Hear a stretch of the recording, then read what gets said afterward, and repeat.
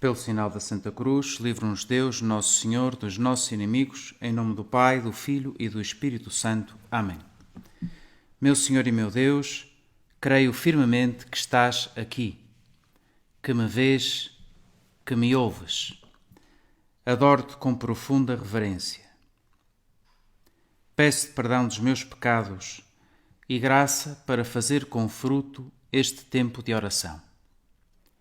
Minha Mãe Imaculada, São José, meu Pai e Senhor, anjo da minha guarda, intercedei por mim.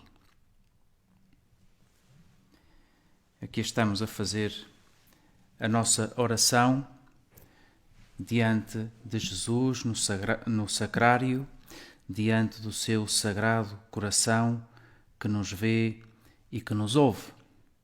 Estamos a ter esta meditação instantes antes desse momento de oração que o Papa propôs para as 5 horas de hoje, sexta-feira, no qual vai dar a bênção Urbi et Orbi à cidade de Roma e ao mundo, e à qual está ligada essa possibilidade de receber a indulgência plenária. E também fazemos esta oração falando com Jesus, tendo muito presente essa consagração ao Sagrado Coração de Jesus e ao Imaculado Coração de Maria, que se fez na quarta-feira passada, em Fátima. Um momento muito bonito de oração filial, onde acompanhamos o Dom António Marto, dizendo aquelas palavras a Jesus e a Maria, onde nos fizemos crianças pequenas, como os pastorinhos, seguindo o exemplo dos pastorinhos, e nos pusemos aos pés de Maria, aos pés de Jesus, com emoção. Também se notava na voz de Dom António a emoção que tinha nesse momento, e nós certamente com emoção, talvez um pouco assustados pelo momento que vivemos, mas com confiança. Tal como os pastorinhos que se assustaram, que se foram assustando quando Nossa Senhora lhes fez ver, lhes deu aquelas visões durante as aparições, a visão do inferno, por exemplo, que os assustou tanto, mas ao mesmo tempo ela estava ali e deu-lhes força. Também connosco a mesma coisa, olhamos para Maria, para o seu Imaculado Coração, e ficamos com essa força que nos dá essa presença da nossa Mãe do Céu. Na oração da consagração, dirigimos-nos ao coração de Jesus Cristo, médico das almas, e pedimos-lhe por isto que necessitamos mais agora, nesta hora de sofrimento, que assista à sua Igreja, que inspire os governantes, que ouça os pobres e os aflitos, cure os doentes e os pecadores. É interessante, já voltaremos aqui, mas pensar nesta expressão, médico das almas, pedimos a cura dos doentes e dos pecadores, também essas doenças que há na alma. Pedimos a Jesus que nos livre desta pandemia que nos atinge. Coração de Jesus Cristo, médico das almas. E assim olhamos nós para Nosso Senhor e vamos dizendo: Jesus, ouve a nossa oração. Creio firmemente que estás aqui, que me vês, que me ouves. Ouve esta minha oração. Ajuda-nos. Não é uma oração só por mim, é uma oração por todos nós, por toda a humanidade. É uma oração por todos aqueles que tu vieste salvar. Coração de Jesus Cristo, médico das almas e filho da Virgem Santa Maria. Pelo coração de tua mãe, aceita a consagração da tua Igreja. Pensamos em Maria, nesse Imaculado Coração que diz connosco: acolhe os que parecem, dá alento aos que a ti se consagram e renova o universo e a humanidade. Nossa Senhora reza connosco. Somos filhos de Maria. Lembramos daquilo que dizia o Papa Francisco quando esteve aqui em Fátima, em 2017 dizia essa frase: temos mãe, temos mãe. Dizia eu com convicção. E é verdade. Nós temos mãe, somos filhos de Maria e somos filhos de Deus. E por isso pedimos com confiança, pedimos com confiança que se detenha esta doença. É um pedido, é preciso um milagre, de facto, que se isto se detenha. Pedimos que se detenha esta doença. Pedimos que socorra aqueles que sofrem. Pedimos que nos ajude. E pedimos que nos ajude a viver estes momentos como filhos de Deus, como filhos de Maria. São Paulo, quando escreve aos Romanos, no capítulo 8, aliás, é a leitura do próximo domingo, a segunda leitura será deste capítulo, diz: sim, eu tenho por certo que os sofrimentos do tempo presente não têm proporção com a glória que se manifestará em nós, pelo que este mundo espera ansiosamente a manifestação dos filhos de Deus. Há sofrimentos no tempo presente. E também há uma glória que se há de manifestar, que nos espera. E há uma desproporção entre as duas coisas, porque por maior que seja o sofrimento que temos aqui, pois aquilo que se nos é prometido é muito mais.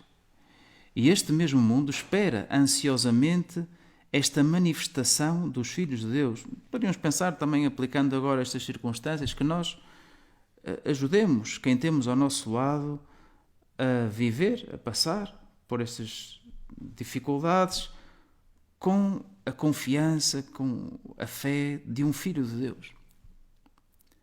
O mundo espera ansiosamente essa manifestação.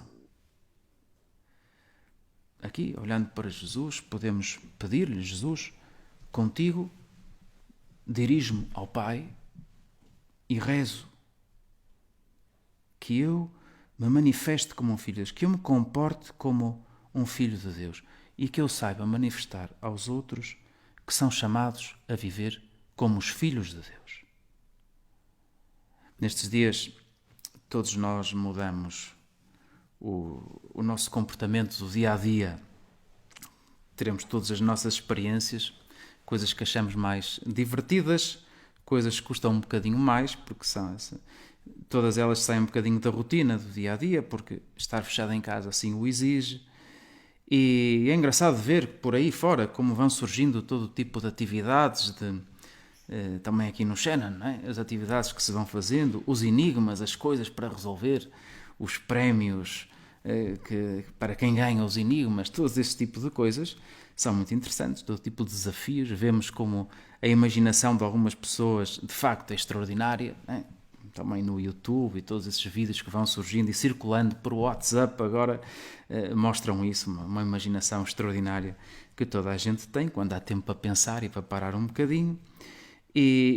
Mas toda a gente muda um bocadinho aquilo que faz, vai mudando o seu comportamento. E nós podemos pedir a Jesus: Jesus, gostava de me comportar como um filho de Deus, também que haja uma mudança no meu comportamento interior. Agora, nestes sofrimentos do tempo presente, que eu tenha uma visão diferente da vida, que eu saiba ter uma visão real das coisas, que não caia no pessimismo de pensar que são tudo desgraças, porque não são. Que eu tenha um otimismo sobrenatural. Podemos pedir isso a Nosso Senhor. Mas aparece sempre aquela dúvida: será que o coração de Jesus me ouve? Será que Jesus se importa mesmo? É uma dúvida que poderíamos ter. E o Evangelho deste domingo dá-nos uma resposta a esta questão. Será que o coração de Jesus nos ouve? Será que Ele se importa? Será que Ele se importa com os nossos sofrimentos? Será que Ele sofre mesmo connosco? É aquele momento em que Jesus vai ter com a família que tanto gostava, com quem gostava de estar, em Betânia, numa altura em que tinha morrido o Lázaro. É a família de Lázaro, de Marta e de Maria.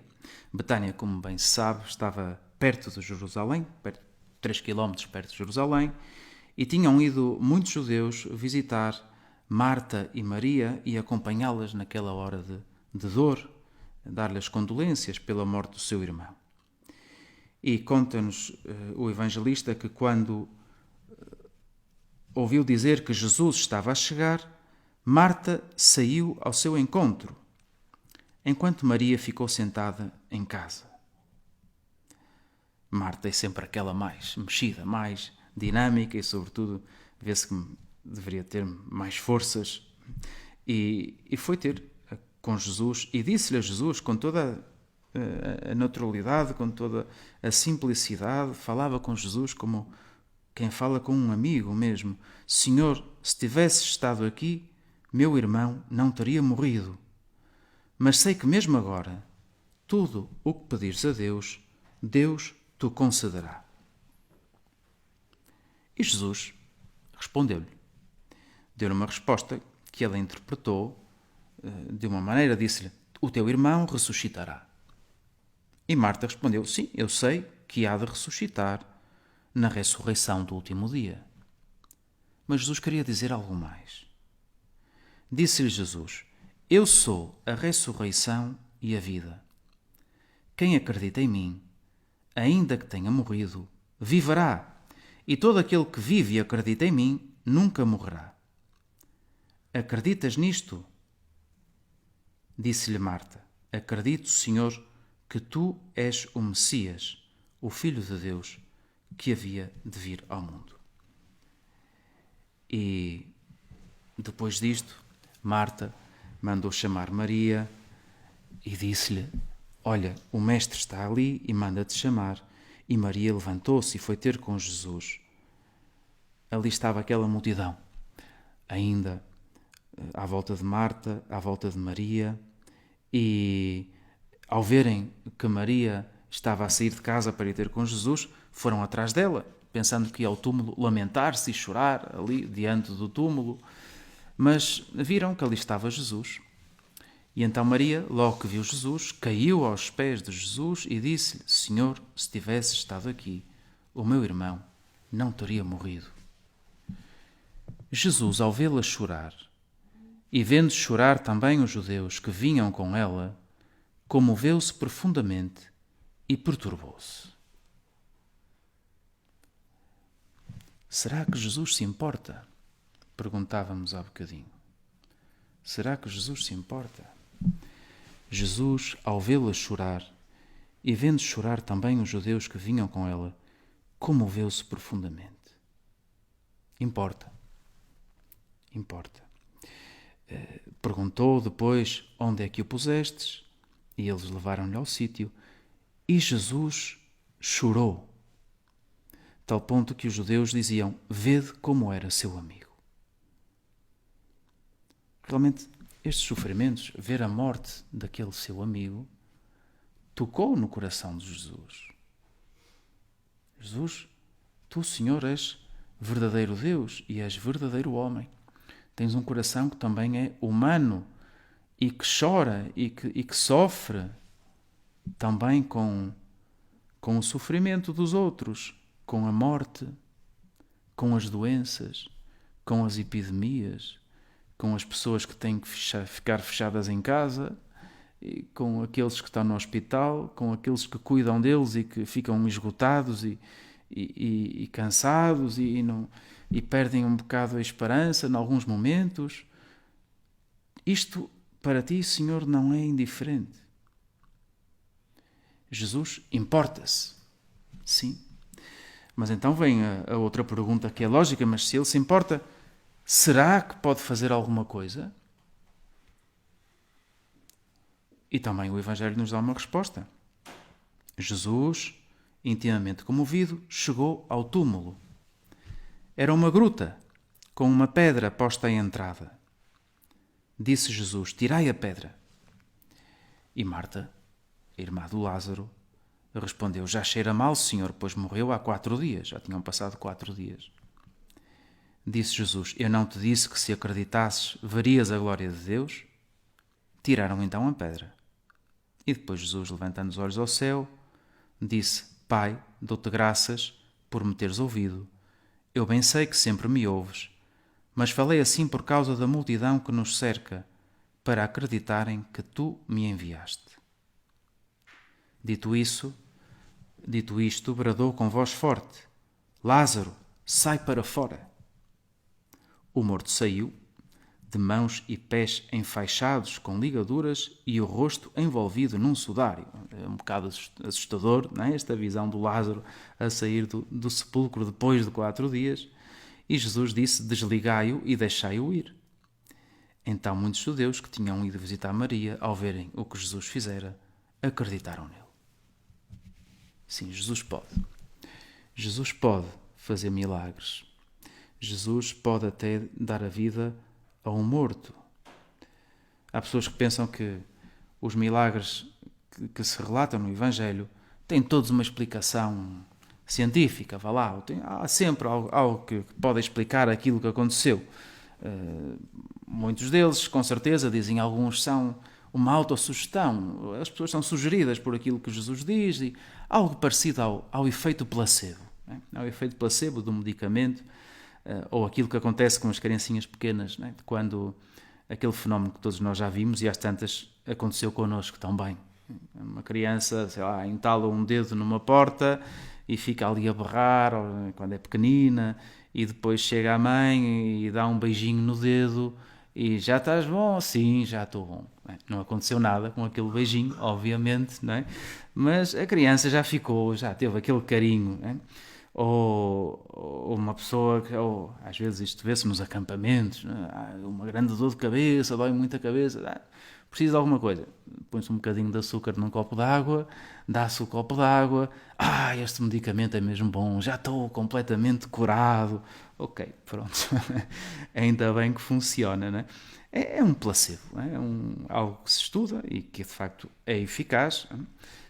Pode reduzir a ansiedade da pessoa que está ali doente, dá lugar a uma série de respostas no nosso organismo, dá uma sensação de bem-estar e isso até pode ajudar a pessoa a curar-se de alguma coisa. É um efeito que se vai estudando e sempre que se faz um ensaio clínico tem-se em conta isto, não é? Dar a umas pessoas também um comprimido que não é de nada, a ver qual é a evolução daquela pessoa, a ver o que é que aquilo significou.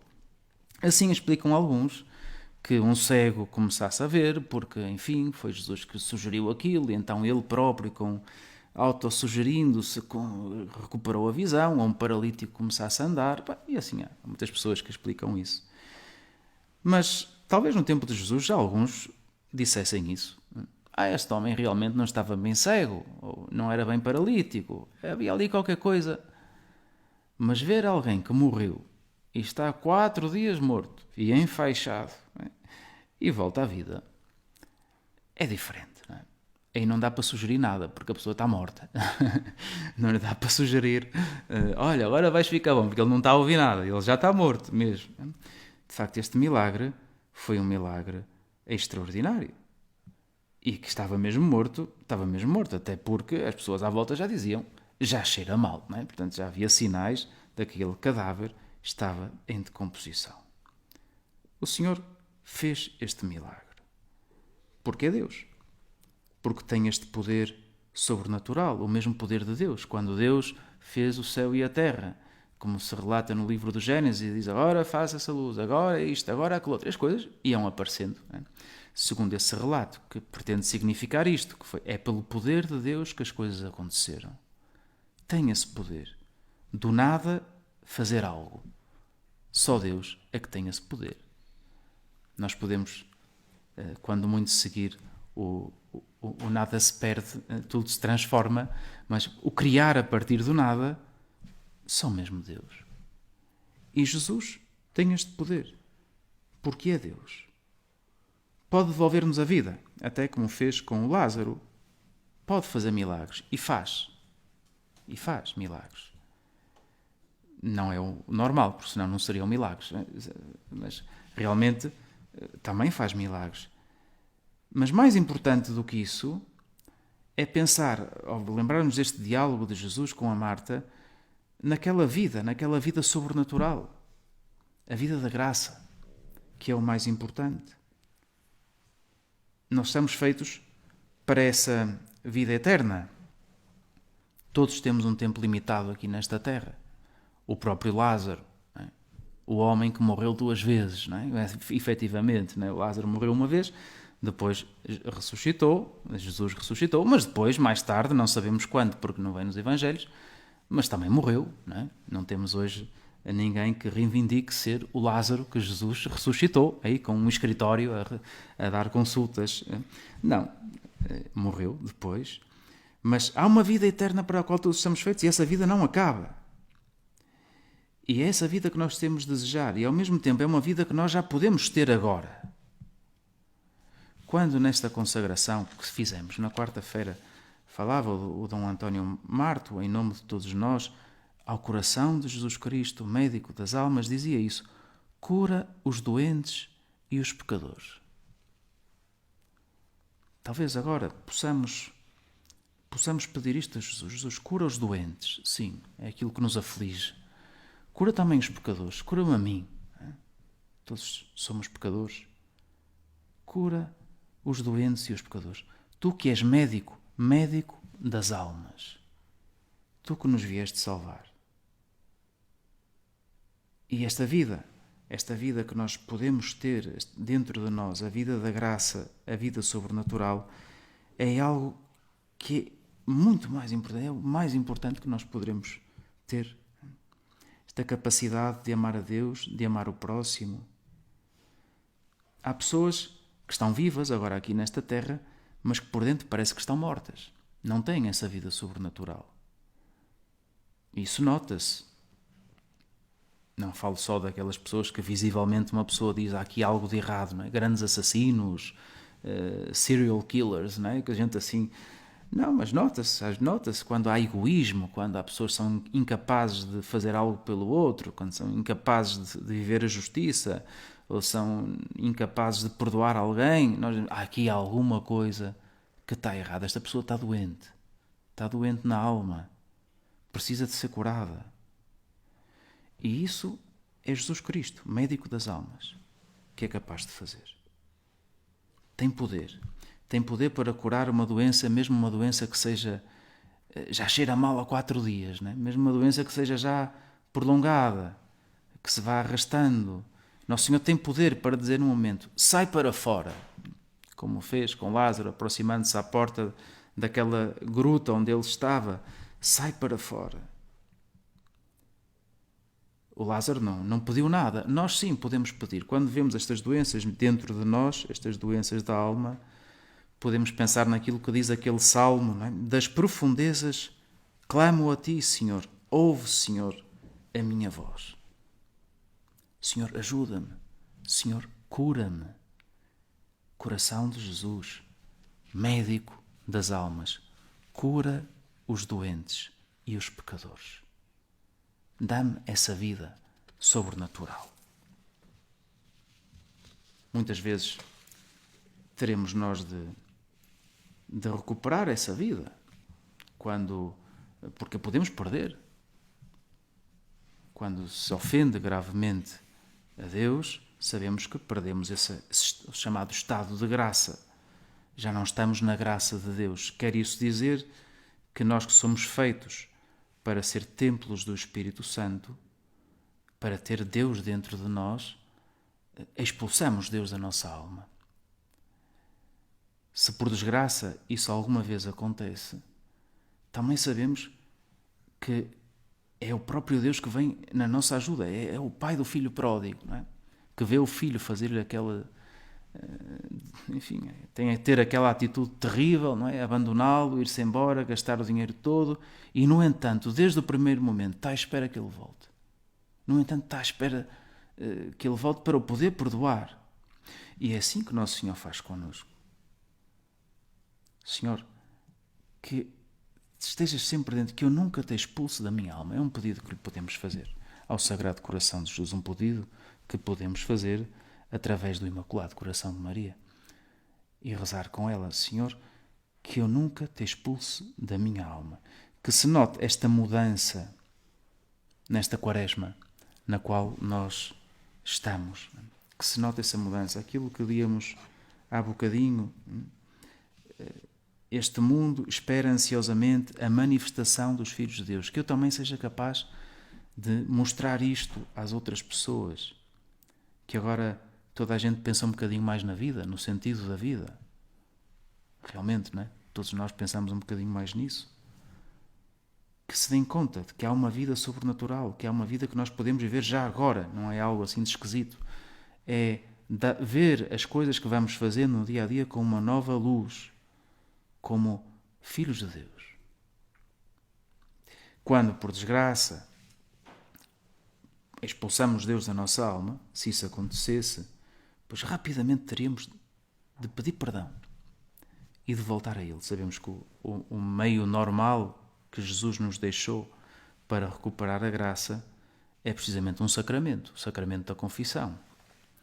E nestes tempos não é fácil uma pessoa confessar-se, não é?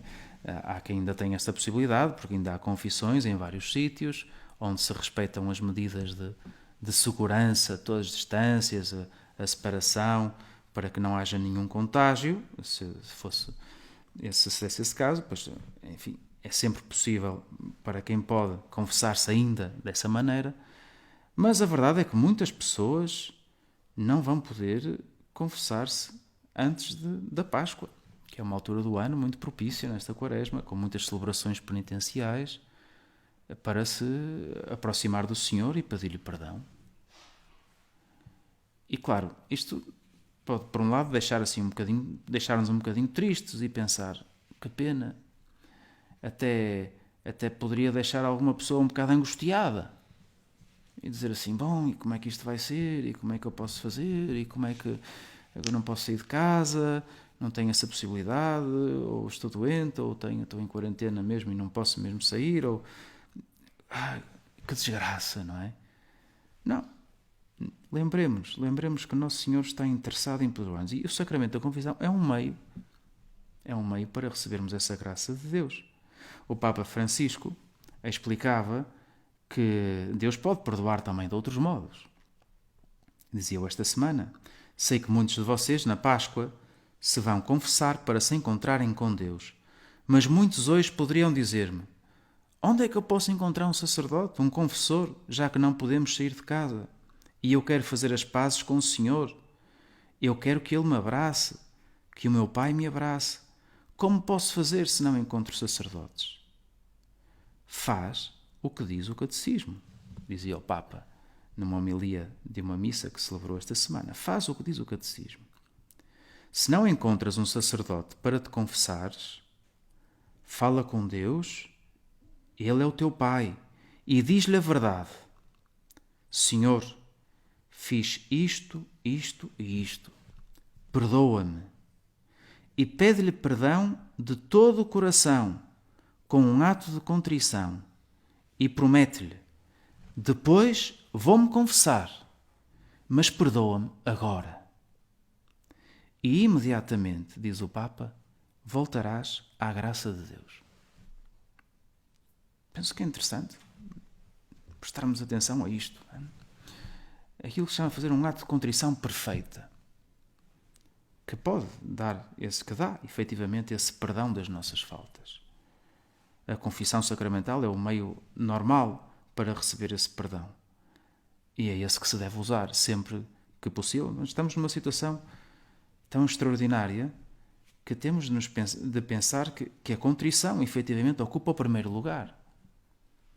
Somos perdoados porque estamos arrependidos. Houve uma nota depois disto que o Papa disse, o portal de notícias do Vaticano explicou que pontos do Catecismo é que o Papa estava a citar e dizia isto: uma tal contrição, um tal arrependimento perdoa as faltas veniais e obtém igualmente o perdão dos pecados mortais se incluir o propósito firme de recorrer, logo que possível, à confissão sacramental. Portanto, na expectativa de ser absolvido por um sacerdote assim que as circunstâncias permitirem, é possível ser perdoado imediatamente com esse ato. Isto é um ensinamento claro da Igreja, desde sempre, E vale a pena lembrarmos Jesus, coração de Jesus, médico das almas. E se temos possibilidade, se cada um de vocês tiver essa possibilidade ainda de se confessar pessoalmente e poder fazê-lo em segurança, ótimo. Mas se não, vamos dizer a Jesus dentro do nosso coração: Jesus, fiz isto, isto e aquilo. Façamos um bom exame de consciência, como se fosse mesmo fazer uma confissão diante de um confessor. Pensemos naquilo que vamos dizer. Vamos ler algumas perguntas e reconheçamos as nossas culpas. Jesus, fiz isto, isto, isto. Estou arrependido. Ajuda-me a arrepender-me. Perdoa-me. E imediatamente somos perdoados. Pois que Nossa Senhora nos ajude a fazer esse bom exame de consciência, a desejar esta vida da graça que o seu Filho nos pode dar, a arrepender-nos, a pedir perdão. E assim seremos renovados. Assim seremos renovados, como dizia o Dom António Marto naquela consagração de quarta-feira.